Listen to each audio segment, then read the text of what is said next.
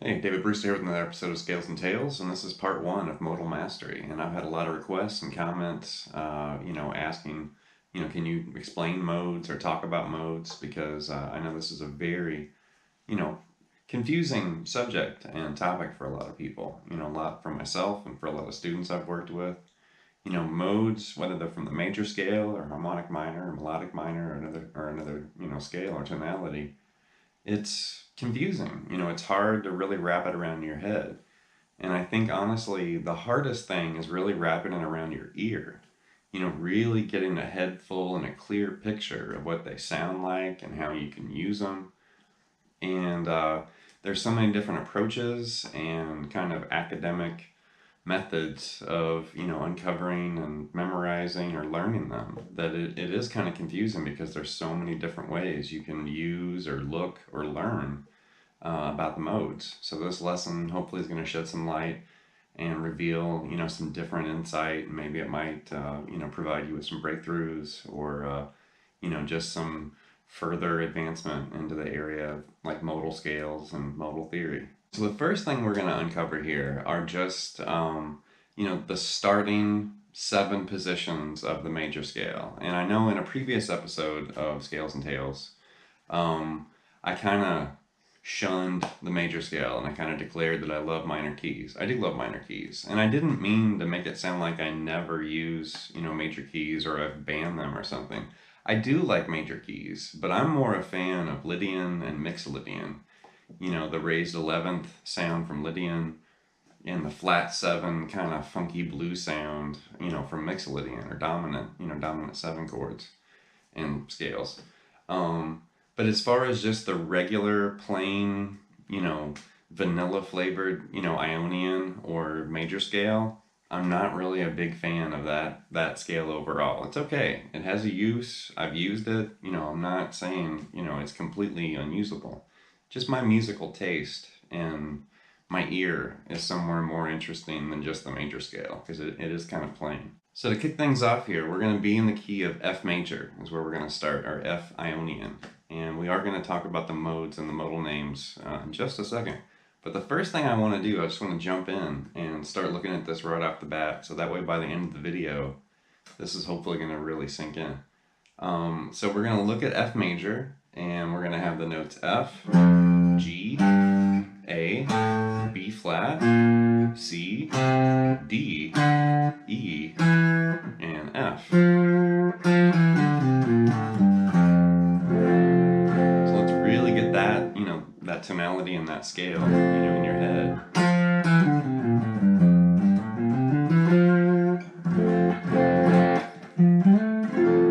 If we take that scale and map out, along the low E string, we'll find, the starting notes for all 7 positions, the major scale. So there's F, G, A, B flat, C, D, E, and F. So right there you can get a bird's eye view of where the major scale starts in all 7 positions, in the key of F. And that would look and sound something like this.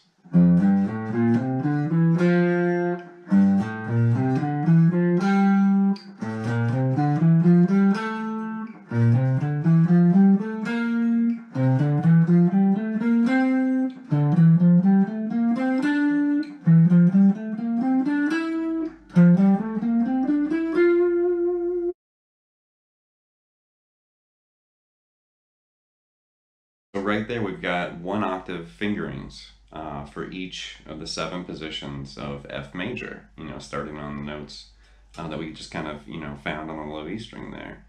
So that they're just 1-octave shapes to start, just to really kind of get your, get your hands dirty and get your footing here with looking at scales like this. And practice, practice through those different shapes and patterns and really get familiar with the fingerings.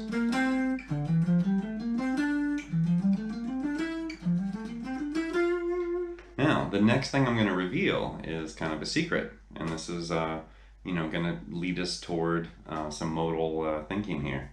So yes, those are the first 7, one octave fingerings of F major, kind of lined up along the low E string. So that's definitely F Ionian or F major mapped out. But then if you start thinking of modes, those could also be thought of as the seven most common or most frequent modal fingerings. So that first shape, that's really typical of what people think of, or at least I like to think of when I think of the major scale or Ionian, that fingering.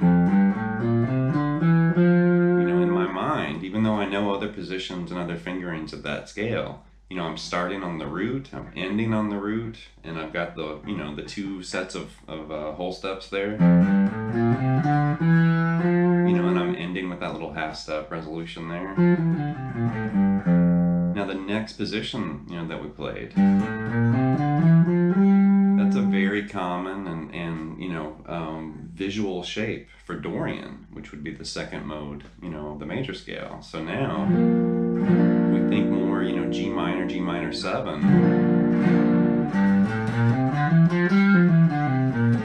that's going to lead us more toward Dorian, and that's a very common Dorian fingering right there, whether you're sliding or stretching out, on the A string right there. Now the next shape, of course, the third shape of F major, but we're starting on A.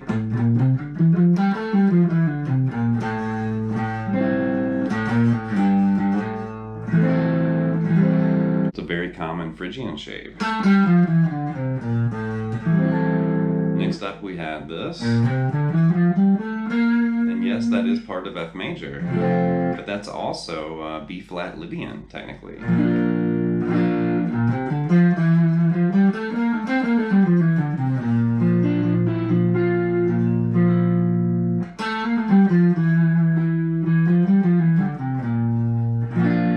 Next we have C, and that's a very common Mixolydian fingering right there for C7 or C Mixolydian.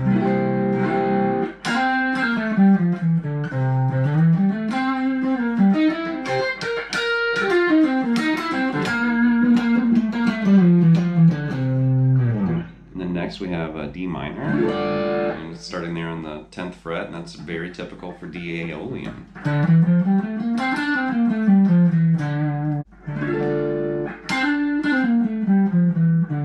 Definitely talked about Aeolian, in plenty of episodes already. The minor scale mastery episode, but there it is. Next we have the note E, and that's going to produce, Locrian. Very ugly, intense sound, right?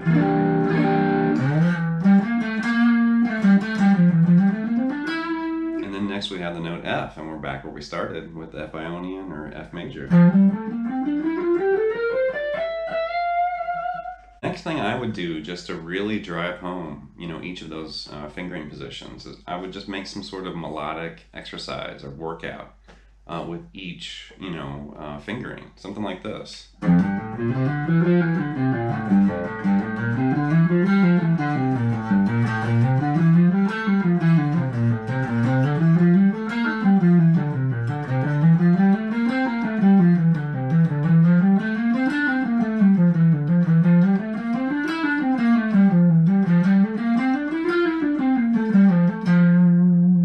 I wasn't really worried about making some extravagant, crazy lick. I just wanted to make something that was, easy to play, easy to remember, something I could tap my foot to, or at least maintain some kind of, click or tempo.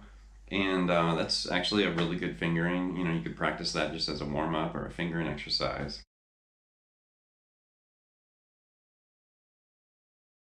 And to really help drive, some of these ideas home, I am using TC Electronic Ditto Looper, which they were kind enough to send me one of these when I was actually working on this book. I do have a book loosely based on this from Centerstream called Target Tones, and even in the back of the book here, I'm talking about looping. There's Les Paul, Robert Fripp of all people.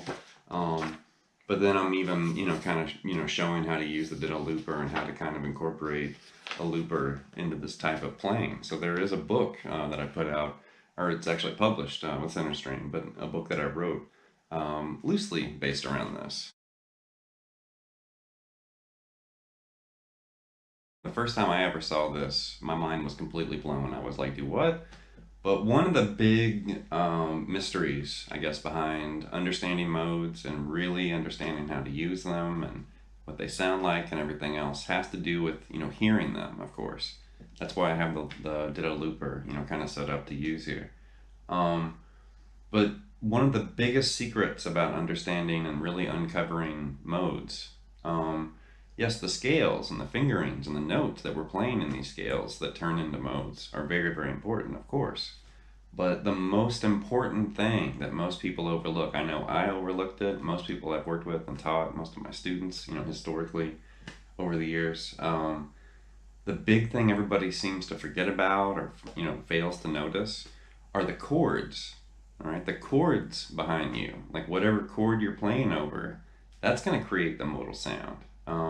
You might be playing the right notes up and down and backwards and forwards all over the fretboard, but if the chord that you're playing over isn't the correct, part of the correct progression or part of the right modal flavor that you're searching for, then the scale that you're trying to play isn't going to sound right. The mode you're digging around for isn't going to be there. So the chord actually dictates everything. And I know some of you skeptics out there that maybe don't realize this. You might be like, whatever, chords are boring, or, chords aren't that important. But yeah, chords are the most important thing, one of the most important things in music. It just to, really drive this point home and to kind of prove that the chords really do dictate, modal tonality and modal flavor. What I'm going to do is a little bit different here. I'm going to record myself playing an F major or F Ionian scale in a very kind of generic and boring way. I'm just going to kind of walk through it with a little bit of vibrato on each note. And the main reason I'm going to play it this way is to kind of make the scale neutral. That way, when I reveal what I'm going to do here in a second, the scale won't necessarily revolve around F or one of the other notes. It'll be kind of neutral. So we're going to do this.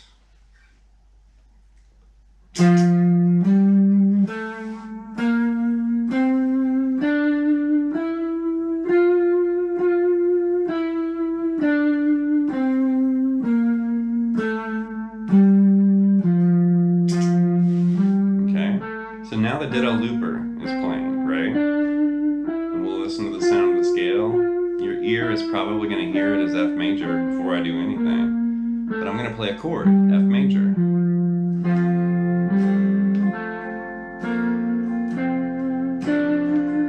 Now I'm going to play G minor.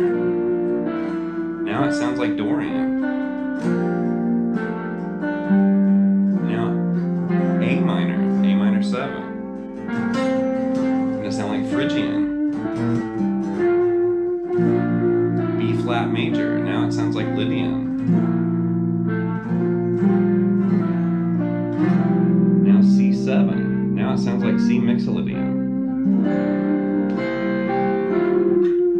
And then D minor, now it sounds like D Aeolian. And E minor 7 flat 5. Now it sounds like Locrian. And now we're back to F major again, so we're back to F Ionian, or the major scale, right?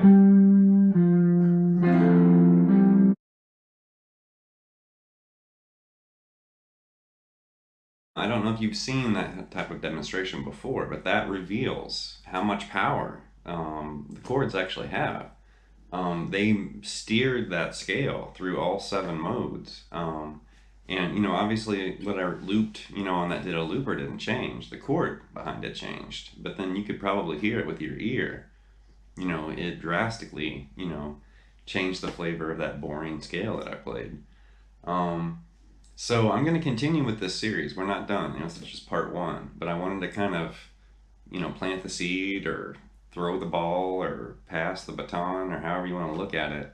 But I wanted to kind of get this thought process started and kind of get some of these ideas and sounds in your head. So leave some comment, some feedback. Please subscribe to Late Night Lessons, and I'll be back with part 2 of this and more chord play and free for all and other content very soon. Thank you.